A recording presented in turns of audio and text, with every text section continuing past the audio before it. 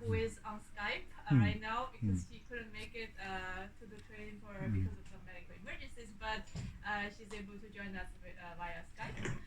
And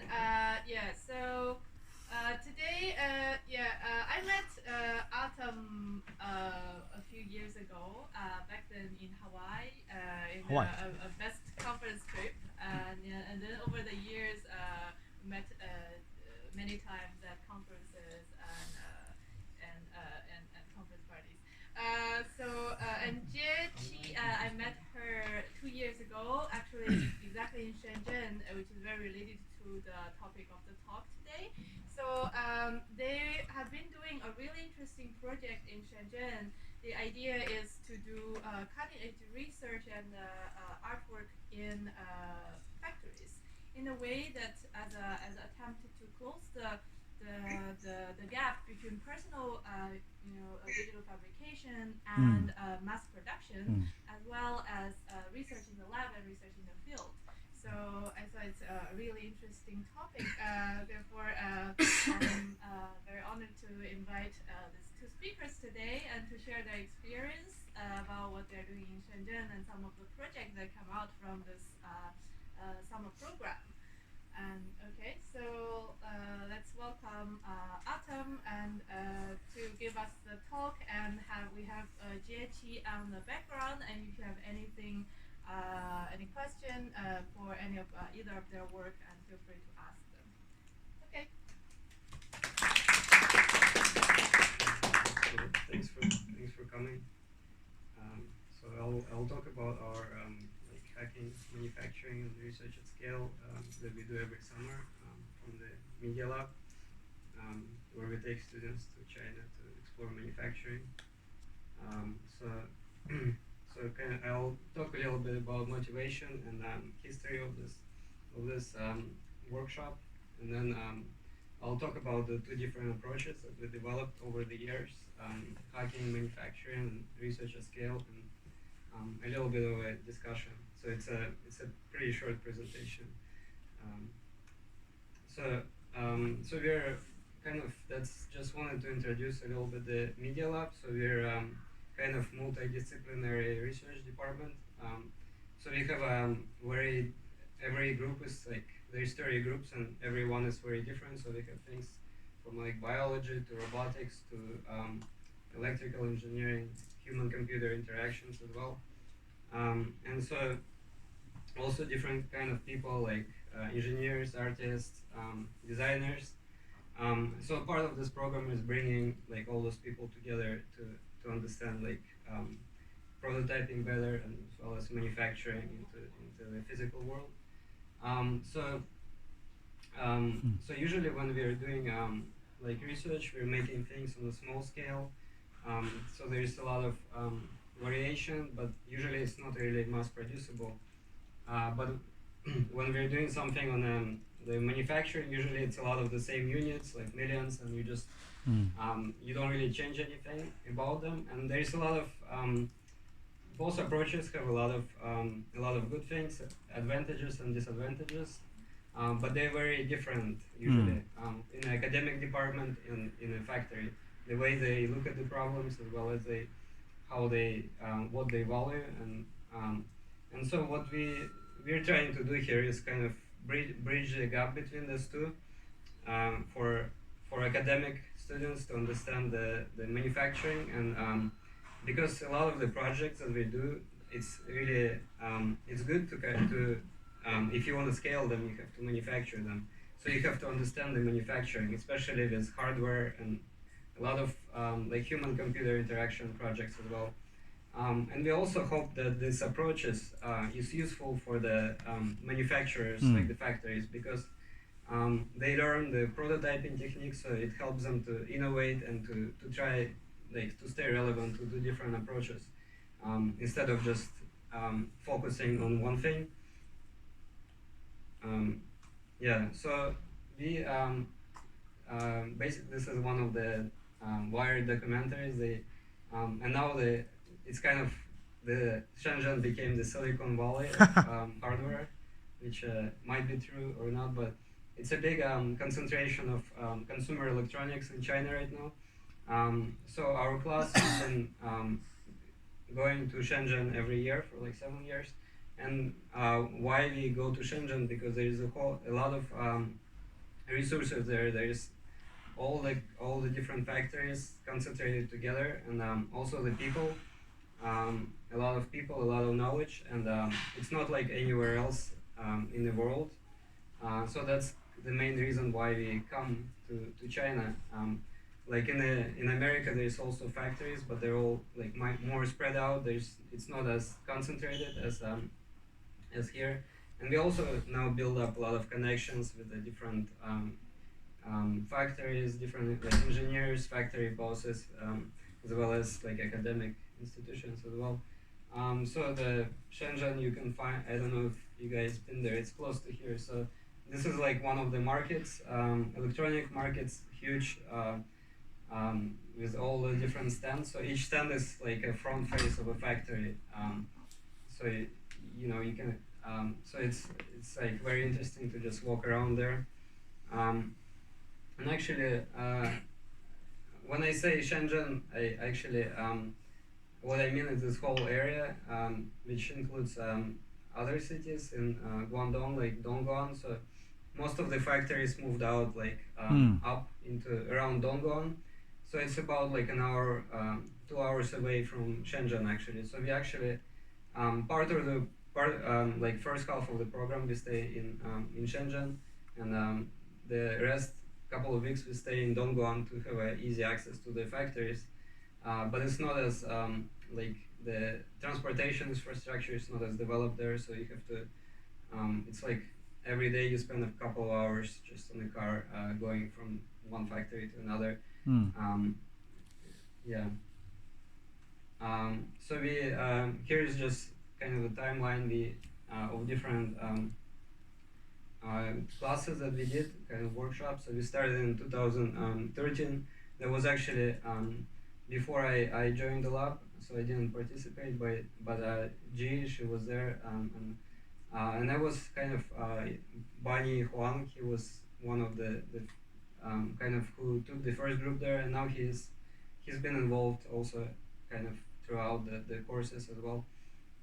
He lives in Singapore now, and so we kind of our every year our approaches also changed. So we try kind of different approach every year and see what works, what doesn't. So like the first couple, like 2000, the first year was just factory tours, and then after that it evolved into like a smaller group of students, taking them to actually like to develop a project instead of just going to the factories, because you learn a lot more about this manufacturing when you're actually doing it. So the so we started like in 2015. It was this kind of like a wireless radio with a little computer that Bunny designed, and then we modified, and then so it involved like design, like doing the electronics plus injection molding, so kind of consumer grade devices. Then we made a watch, like it was called the MIT watch in 2016. So just like manufacturing those 200 watches. So we designed everything from scratch and got the factories to like injection mold it, do the circuit board assembly, and then we tried another approach in 2017 where we instead of focusing on the existing technologies, we wanted to see how we can go to the factory and kind of modify their how they're doing things to come up with something new, and we called it hacking manufacturing. So I will show some example of this, but this was mostly we did it for knitting factory and a flexible electronics factory, and then after that this year and the year before we focused more on kind of research projects that the students are doing at the lab, and if they want to like scale their project, if they have a part of the project they need to get manufactured, like a lot of them, So so the students went to China to try to manufacture like whole or part of their project instead of just prototyping. So that was our approach in the last 2 years.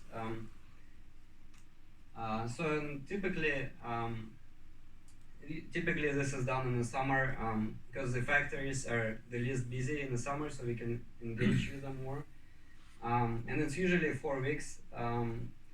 So the typical schedule we have is that the first week we go to the different factory just to tour it. And then we go to Shenzhen, the market, the electronics market, just do some shopping there, buy the equipment that we might need for the rest of the trips. And then we also set up, we buy like some prototyping tools like oscilloscope, electronics, soldering iron, and we set up somewhere, in a factory or in a hotel, we set up this little workshop. So we can work and do. So for the next weeks, we usually move to Dongguan. So the first week we're in Shenzhen, and then we try to engage with the engineers, so they help us look at our designs and do what's called the design for manufacturing DFM. So make sure that the designs are manufacturable, and then the students start. Individual students, depending on their project, they start like visiting the factories that the specific for their project. For example, if you have a gear that you want to make, you would go to the gear factory, specifically, and try to engage them. And then we work, like the next week we do more factory visits, kind of students work on their own. And then usually we move back to Shenzhen and we have an open presentation. To the factory owners, to all the engineers, and all kind of public talk. And we'll probably do one like this year if anybody, if you guys want to come, we can. We don't have it planned yet, but yeah, we'll show demos and how of the projects, so you'll get a much better understanding of what the trip is. And then we try to document, actually. We try to what the students did, how what the challenges were, what factories they went to.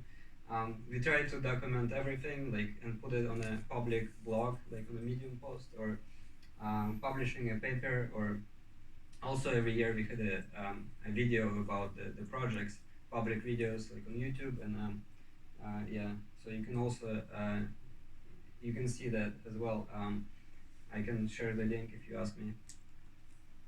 So this was actually yeah. So we kind of bring the lab to our media lab, make it, or academic lab into China, set up a little shop. So this is actually we took pictures yesterday. So this is in our we have an extra hotel room, a big one, which we turned into a workshop. This was the pictures from yesterday. So we bought all the tools so the students can work on their projects and do some electronics. And that's all the tools we bought in Shenzhen. So I will talk a little bit about hacking manufacturing. That's one of the our approaches. So we did it actually just one year, but it was very it was a lot more involved than doing individual students projects.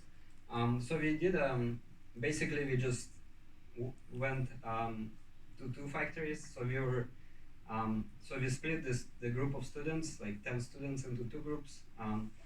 One group went to the knitting factory. So it's consumer knitting. So they do sports shoes, the upper part of the sports shoes. They a lot of them are knitted, Nike or Adidas. So this factory has 1,000 knitting machines, which and the students could kind of work on those machines. All those machines are programmable, so they're a CNC knitting machine. So it's very interesting, a lot of things you can do. And the second second approach, second factory was a flexible electronics factory, and this is kind of like if you a lot of the circuit boards like in your in the phone, or if you take it apart, a lot of them are like usually the connectors and some parts are flexible, so they can instead of like the rigid ones, instead of fiberglass FR4, they use a sheet of plastic, and this makes it like a lot lighter, and it's yeah, and it's also a lot of more like customizable than the normal PCB manufacturing process. So you could and we'll show some of the things that we've done. So basically in this we went to those factories like every day from morning to night. We were like, just working in the factory like along with all the factory like workers there, and yeah, so this was the knitting, one of the knitting machines, just to get a better idea. It's like it has about 1,000 needles, and then you program them to knit something. It's a very complex piece of machinery, and so the students that year they actually got this the paper published in a 3D printing and additive manufacturing journal, as it was the cover of the journal. And this project, they looked into knitting sensors into the so like capacitive touch, for example, and like you see on those pictures. So basically the idea is you can knit conductive thread with that machine, so you can make patterns like electronic patterns on the knitting, and also you could embed like all the kinds of different fibers. So you can add as well like optical fibers. We also tried shape memory alloy, so you can make fabric which changes shape when you apply electricity to it. Yeah, so there was yeah, a lot of interesting work with the knitting sensors. And they're also, the nice thing that when you do it's actually this is mass manufacturable. So everything you do, you can make it's a scalable, so you can make thousands of.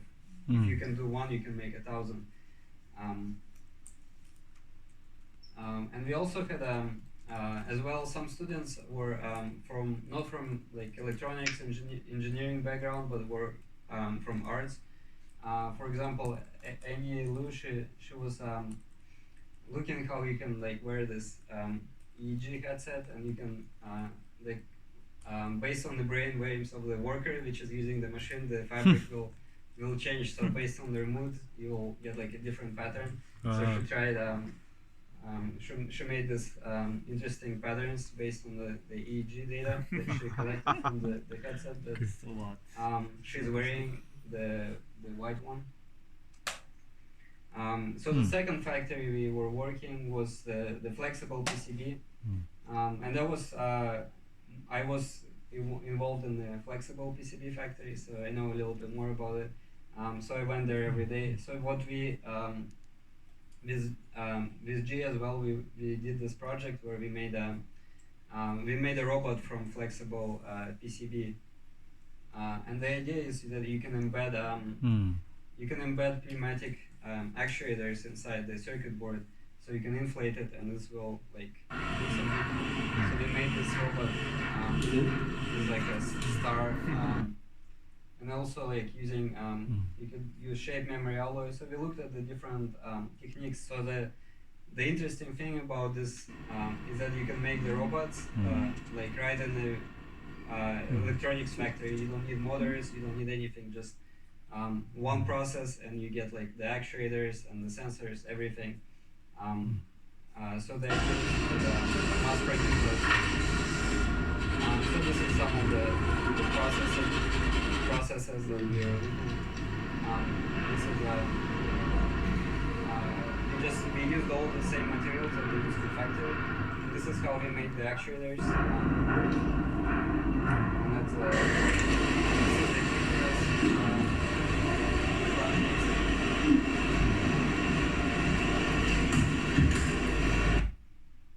the So we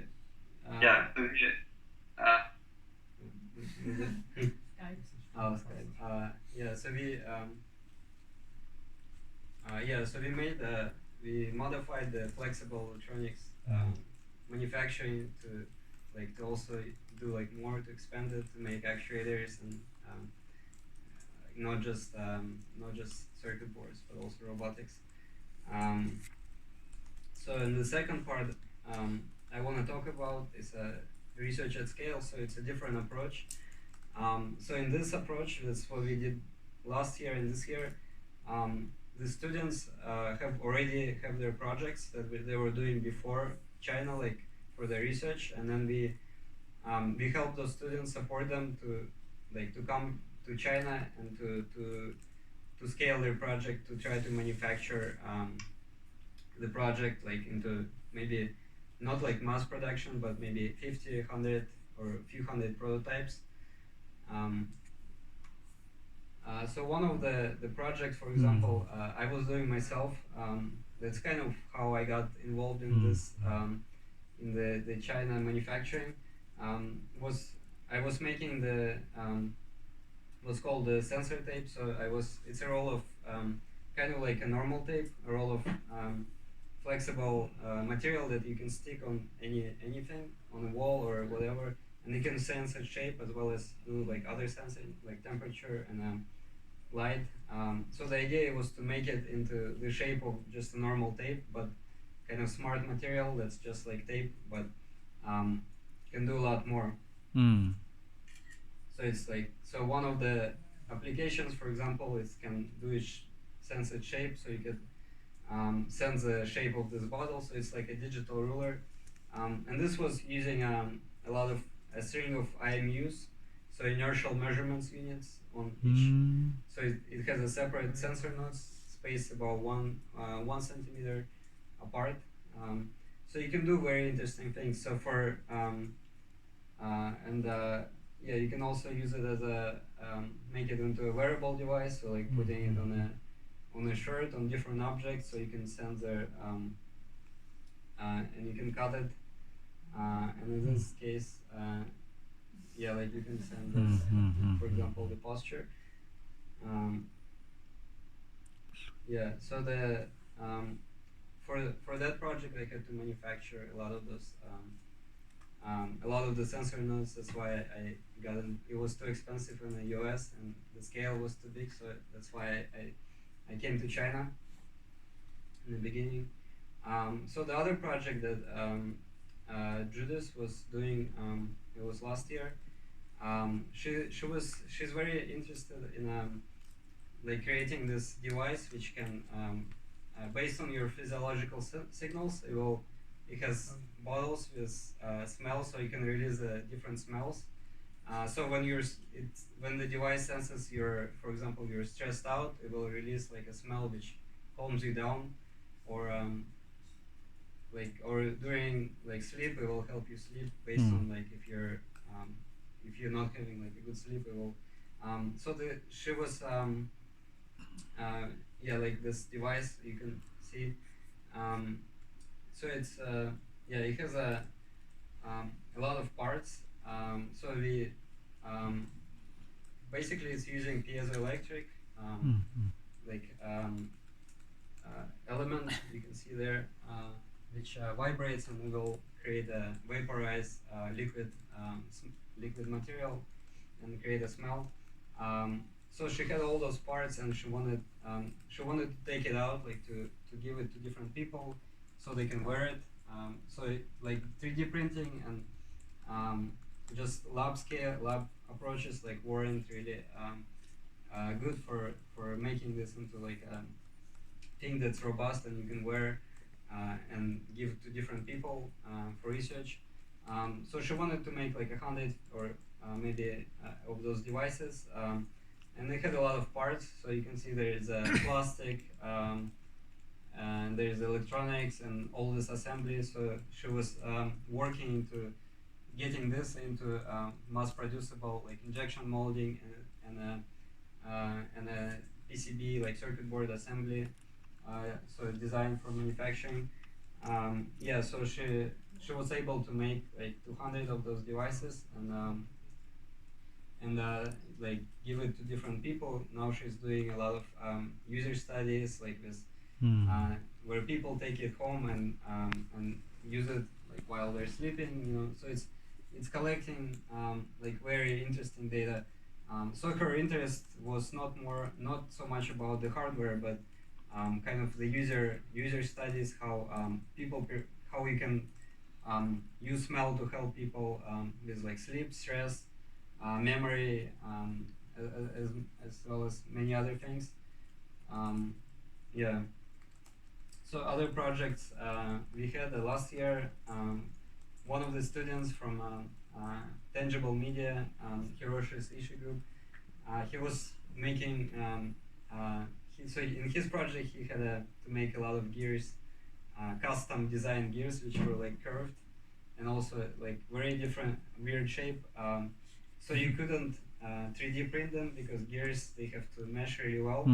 So you can't have any friction to if you have a lot of them. You know, 3D printing is just not accurate. So he went to like metal gear factories, and then to like give plastic gears. So we engaged with the like the factory owners who just make those gears. So they helped us design really nice gears and manufacture like injection mold those plastic gears that he's using in his project now, and he hopefully will he's publishing it soon in Kai. So he has a whole box of those gears, probably like more than 1,000 right now. So that's a very specific example. And also maybe G wants to talk about like her work also. Or, I don't know. Yeah, can everybody hear me okay? Yep. Yes, we can hear you. Yeah. Okay, awesome. So I guess, Artem, I'll just let you know when I'm ready for the next slide. Thank you for the intro, and thanks for figuring out a way to get me there virtually. So yeah, as Artem has said, this class has been going on for a long time, and my project is what you see here. It started as a project in one of the very first courses back in 2013. Basically, my interest was in making tools that blend crafts, arts and crafts, with hardware and electronics. And so we found that we could turn basically flexible PCBs into stickers by adding conductive adhesive to the back, and then suddenly these stickers could work like electronic pieces. And then these turned into these things called circuit stickers.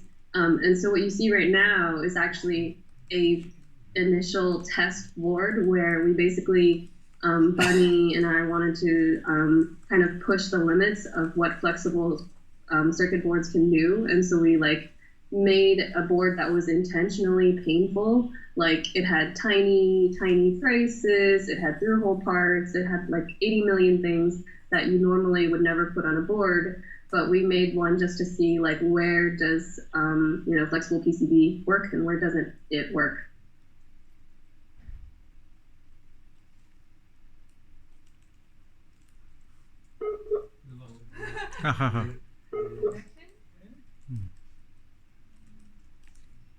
Oh, you're Yeah, probably losing the connection. Am I still here? yeah. Okay, still here. We lost you for Oh, okay. Okay, yeah, so here you can see basically where we actually took one of those, cut it out, and put it on some conductive ink and copper tape and conductive paint, and it worked really well.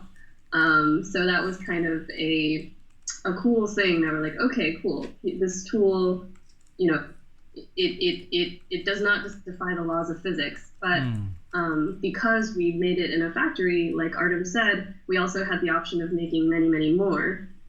So in the next slide,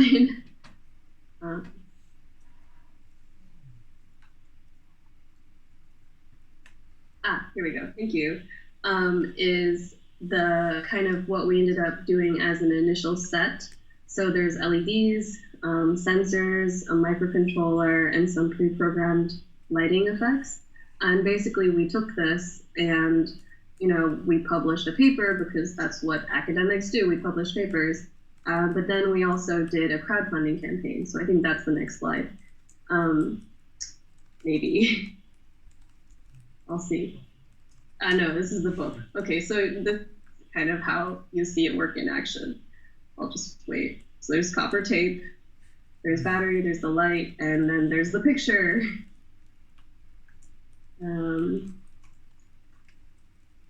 So you see the whole idea is kind of arts and crafts and electronics. But anyway, after we made the prototypes, we found a manufacturing process that works. We're like, well, what do people outside of the lab do with tools like this? Instead of using, a group of 20 people to do a normal user study, we decided to do a crowdfunding campaign as a method to kind of find many, many users from many different parts of the world, and as well as to get funding to actually create the stickers to then give to them. So it was kind of a very convenient way to make a very expanded user study. Our campaign was successful, and we shipped it sounds like about maybe a little less than 2,000 backers. I also gave a bunch of surveys, and it was just a very interesting experience. What I then realized was that after the campaign was done, people continued asking for stickers, and then that's how this research project ended up becoming a company. So I think maybe the next slide will show a bit of that.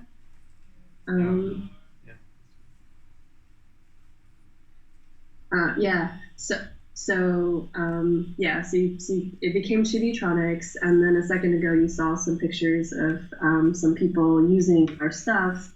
You can go on to the next slide.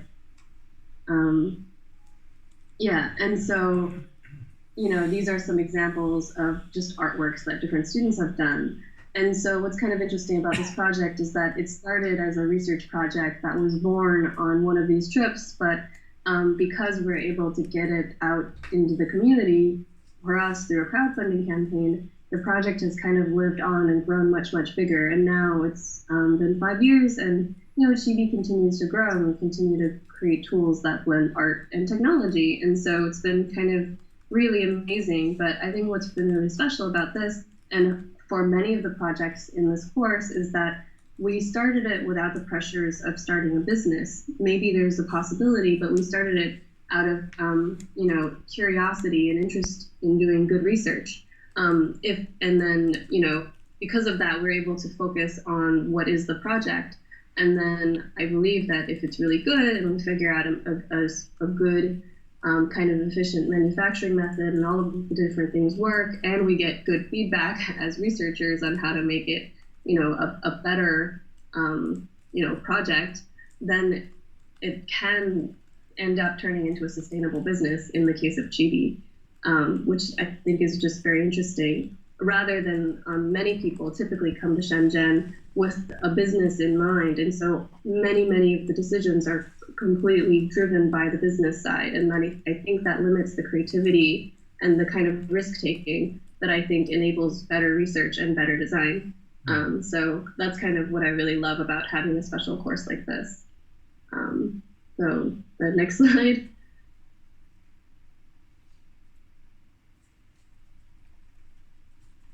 Okay, so some reflections. So I guess, after doing this for many years, even though every year is very different, we kind of start to similar themes come up. Next slide, please.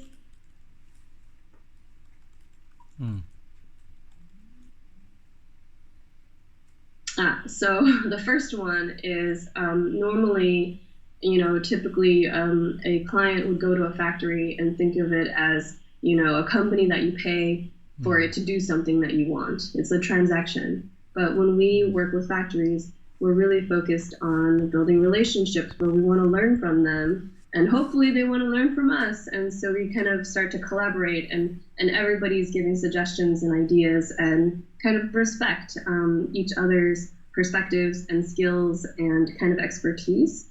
And so, whether we're hacking manufacturing and literally at the factory every day, or in terms of research at scale for kind of bouncing around between different factories to make a project happen, we treat it as a collaborative learning experience rather than just a transaction. And then because it's a collaboration, we end up building these relationships over years, and they could grow deeper. And even now I still hear of students who are still working with some of the factories even though they're in past years' classes. So it's really nice.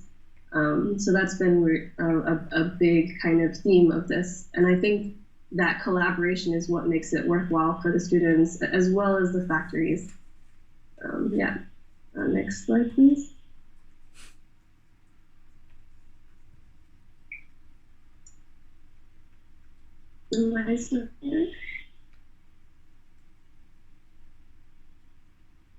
Okay, so the next one. One of the big surprising aspects for many students when they first come to see the factories is kind of how manual it can be sometimes. So one can think that raw materials go into the factory building and then they magically turn into finished product, and maybe there's a bunch of robots in between. But actually, a lot of it is still done by human hands. But then again, there are a ton of machines doing the fabrication as well, and so there's an interesting blend between which parts are done by people and which parts are done by machine, and in what context you do each one. And so just understanding this, I think, is really, really important and helps us realize, where can we make changes, where can we experiment. And it turns out when you have, it's where the people are doing the manufacturing that it's most easy to do something new and interesting, because it's much easier to teach a person than it is to teach a machine. And also, there's a lovely quote that, when a machine breaks, like it just breaks, nothing happens. When a human breaks, often there's a discovery or an accident or some new thing that you didn't expect before, but could be wonderful, if that makes sense. Maybe breaks is the wrong word, but human accidents can be wonderful. Machine accidents are usually not good at all. So I thought that was kind of interesting. Next slide, please.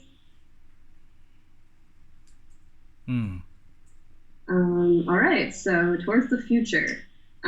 So we've been doing this, like Artem said, since 2013, and there's been a lot of interest. So it'd be really great to figure out how, can more organizations participate. For example, this year, I'm now a project assistant professor at University of Tokyo, and so our class is expanded to also include students from the University of Tokyo, as well as the Media Lab at MIT. And so it's already been kind of wonderful to see these two different communities come together and both kind of share in this class. So that's been great, but how can we keep going? We want to continue establishing relationships between academia and research with factories, because I think there's, researchers can do so much if they have the help of the factories. Factories expand their capabilities when they have a bunch of creative researchers working with them. How do we get an open factory or residency program going? As in, how do we get more researchers to spend more time on the factory floor to really deeply understand and come up with some really deep innovations as well? And finally, manufacturing is constantly evolving. The international supply chain is hugely,